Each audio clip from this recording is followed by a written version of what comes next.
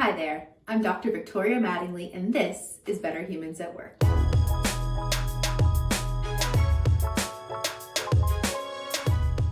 On this week's episode, I'm joined by Chrissy Fontanese. Chrissy just joined Mattingly Solutions as our first senior organizational psychologist, and we couldn't be more thrilled for her to bring her expertise in talent development, systems engineering, facilitation, and executive coaching to the work that she'll be doing with our clients. She's worked with Fortune 500 companies, she has PhD level training in organizational leadership, and she has a deep passion for equity and social justice. In this episode, which we actually filmed on International Women's Day, so it's particularly special to me, we talk about what it means to be an intersectional feminist. We pay tribute to Kimberly Crenshaw, who coined the term intersectionality. We talk about what intersectionality means, and specifically what it means when it comes to advancing workplace gender equity. Without further ado, here's me and Chrissy Fontanese talking about intersectional feminism. Hi, Chrissy. How are you today? Hi, I'm great. How are you? I'm good. Thanks so much for taking the time to chat with me and our audience about intersectional feminism and your role here at Mattingly Solutions. Thank you for having me. It's a pleasure to be here, especially talking about one of my favorite topics. I love it. So let's just dive right in. Like, what does intersectional feminism mean to you? How do you define the term?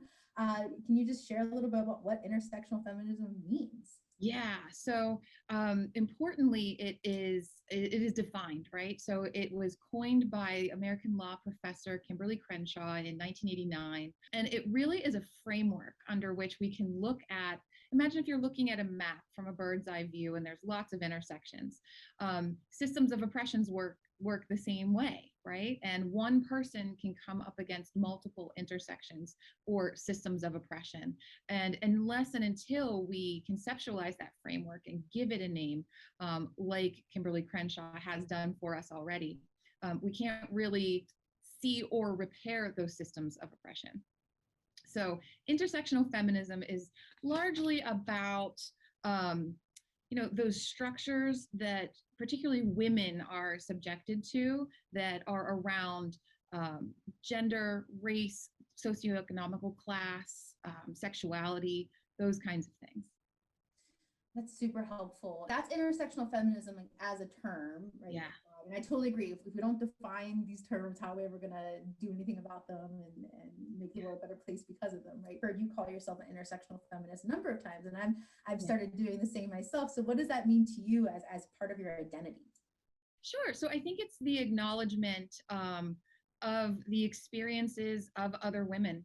And it started first and foremost with listening to Black, Indigenous people of color, particularly women of color, and coming alongside their messaging and amplifying their voices. And it wasn't really until I took the time to take a deep dive into that I saw, oh my gosh, all of this time, I thought I wasn't as affected as other people. But certainly throughout my career, there are many instances of intersectional failure, as Kimberly Crenshaw has explained to us. And those can be things from the cost of a lost opportunity.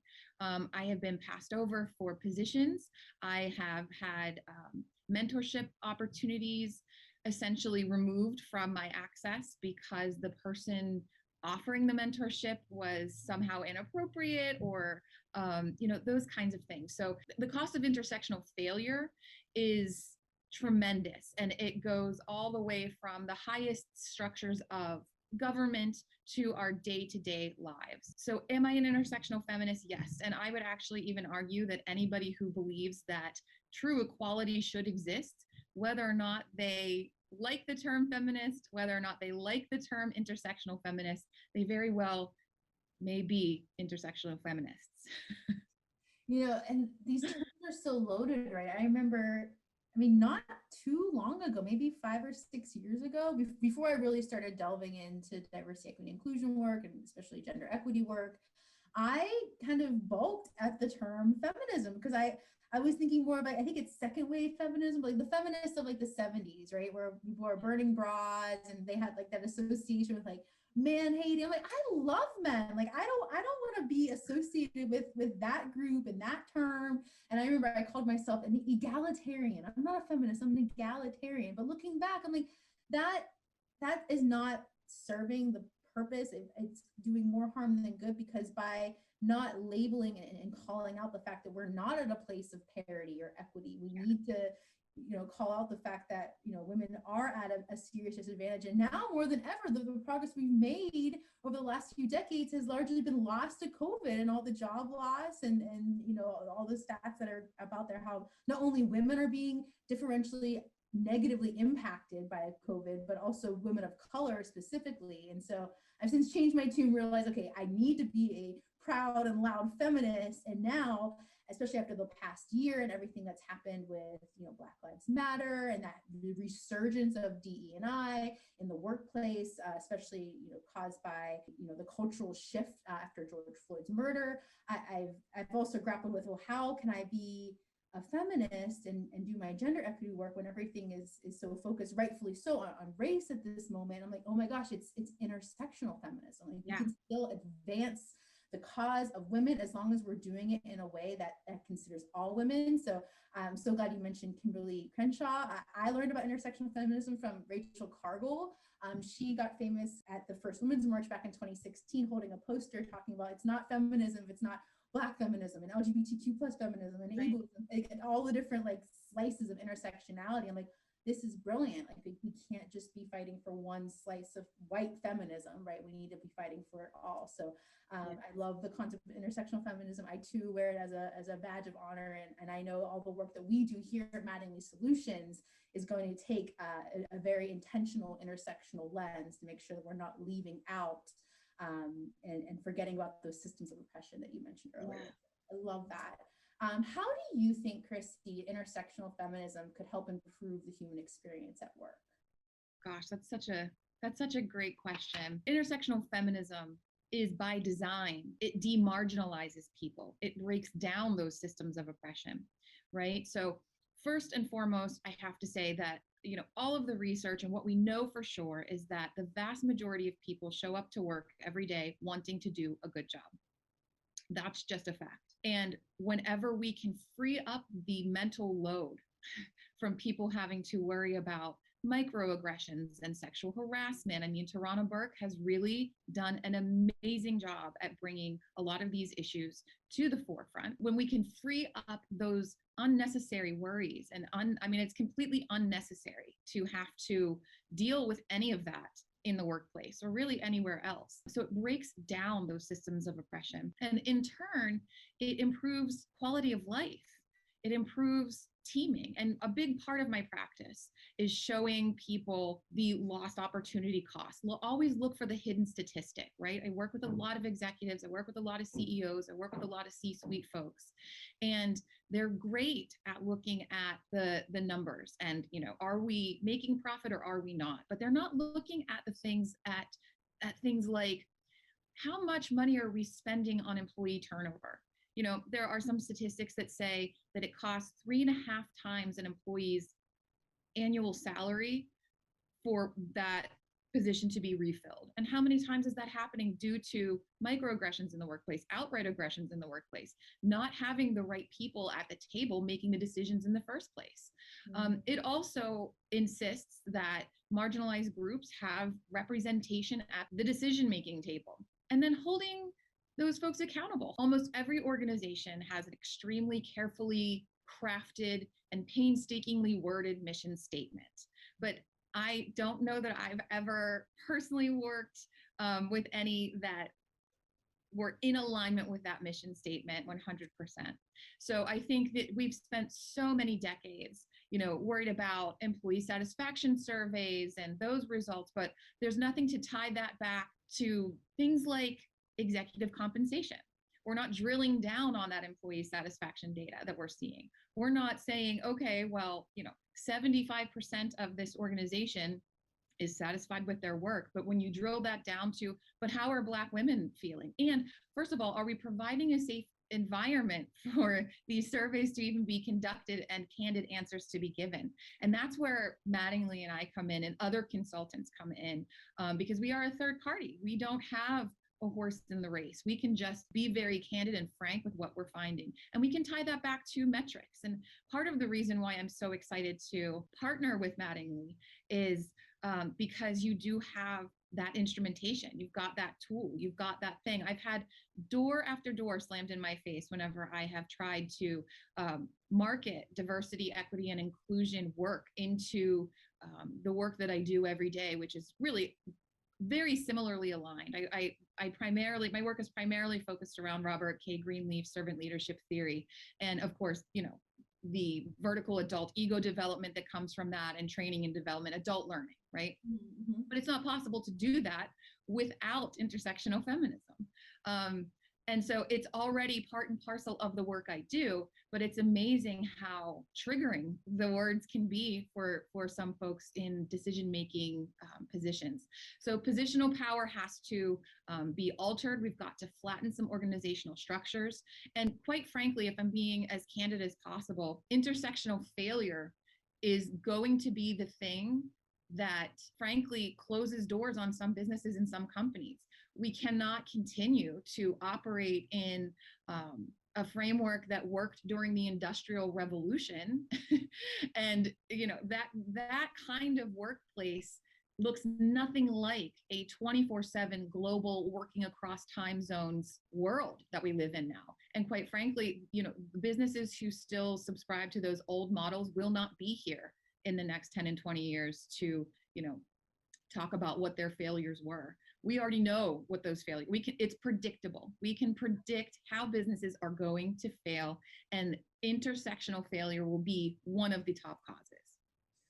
I love, so a couple of points that you just made. So first off, I always say that as long as there's people in an organization, there needs to be a DEI focus, right? Because DEI, I know we tend to think, well, diversity, equity, inclusion, we're just talking about like women, underrepresented group members. It's no, like we are all impacted by DEI related issues, you know, whether you have an inclusive leader or not, or a servant leader or not, which I think there's a lot of overlap. I'd love to do a Venn diagram someday of like between an inclusive leader and a servant leader. I bet there'd be a big overlap there. But you know, companies that without a DEI strategy are absolutely, they're not going to succeed in the 21st century workplace. And then taking an intersectional lens, that's just like the next step to go from there, right? Because right now, a lot of companies are entering in with doing anti-racism work, or you know, maybe a few years ago, companies would enter into the DEI space doing gender work and work for women. But until we have a fully intersectional approach to DEI, understanding all those different slices and how those impact your various employee populations, like it's not going to be as effective as it would be. So I love that. And then I forgot to mention at the beginning of our talk, but today we are filming this on International Women's Day 2021. Happy International Women's Day, Chrissy. Happy International Women's Day. I'm so thrilled to have women like you in my life, and especially here at Mattingly Solutions. And part of our efforts for International Women's Day at Mattingly Solutions, we did a webinar this past Friday, and then we have the replay link is already up for that. We also created a little, 3 things that men can do for International Women's Day. And the first pointer on that is notice where women are missing, right?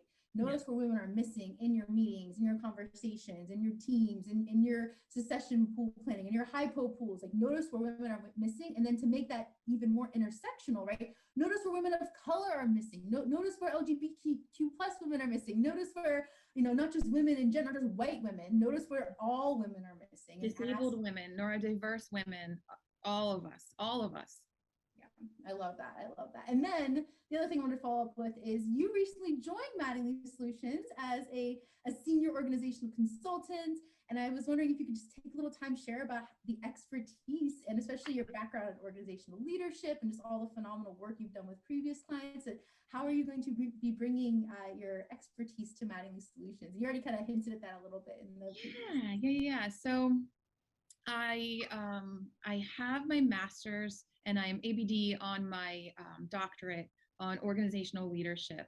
And the way that I've used that in the past and certainly within my own practice is I start with some systems design. Everything I do is human-centered design. I work with a lot of tech companies. I work with healthcare. I work in higher ed, that kind of stuff. And what's great is that whenever you have the opportunity to work in that kind of operational space, right, or systems design space, you can couch that diversity, equity, and inclusion right into that. And important note to make, what I'm really trying to do, I'm not trying to speak for any intersection to which I don't belong. What I am doing is amplifying the voices of the folks that have been tremendous teachers in my life and to the lives of many, and doing what we're being asked to do, really just walking the talk. And to that end, I really, the need and the focus has been such that I don't think that people understood the urgency for this kind of work before now. And let me just say too, and I don't know why I can't get this out of my mind, but, I think that what a lot of companies don't understand is that silence won't save them, right? So things like, I can give you an example of a former client. They had a sexual harassment lawsuit, and then, because of that, they were implementing some DEI structures. But what they hadn't realized was that their insurance does not pay claims for findings of sexual harassment in the workplace. So what they're actually paying in monetary dollars is tremendous, number one. And number two, they're also paying the lost opportunity cost of the diversity of thought to have kept that from happening in the first place. Now, can we all of the time prevent every single act of racism and sexism and all of the isms in the workplace? Can that happen? No, probably not. But we can make the environment such that it is immediately handled and dealt with, but more importantly, it's prevented in the first place. And what we also see, what the data show us, what I've seen in my work, and I'm sure you've seen in yours, is that the organizations who get this right, get it right. And, profits increase, employee satisfaction naturally increases. People are free to go about their business, and really it's how innovation happens. Very, very simply put, you cannot have meaningful innovation, and certainly not rapid innovation, unless you've got diversity of thought around the table. You cannot have diversity of thought around the table unless you've got diversity around the table. I love it. I love it. I'm just super thrilled and honored to have you under the Mattingly Solutions brand and bringing your research and your experience and your expertise and your perspective to help our clients win with all those, what we know from research shows those long-term benefits of diversity, equity, inclusion, but intersectionality specifically. So to wrap up our conversation, Chrissy, what 3 recommendations do you have for all those listeners out there for how they can use intersectional feminism to improve the human experience at work? So first and foremost, and I will say this until I am out of breath, but I want to say that, I want people to believe Black women. I want people to believe Black, Indigenous people of color.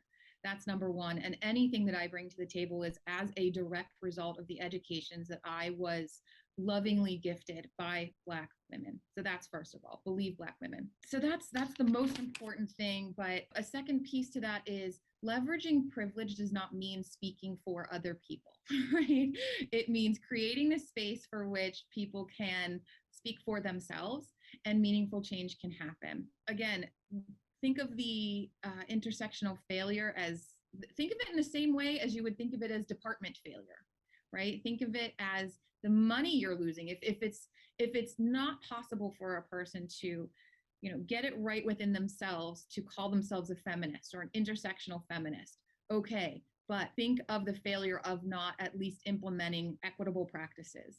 Because I cannot stress enough that the organizations who fail to do so will not be around to tell the story of their failure later.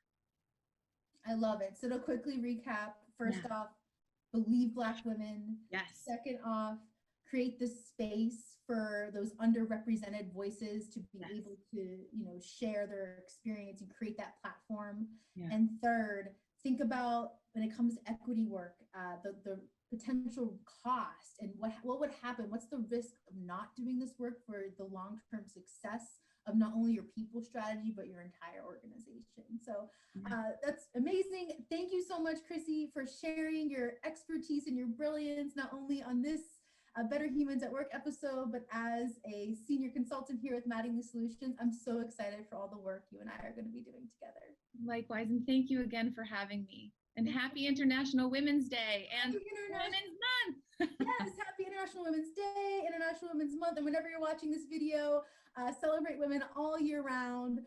Use our pointers, and you too embrace intersectional feminism. Yes. Thank you.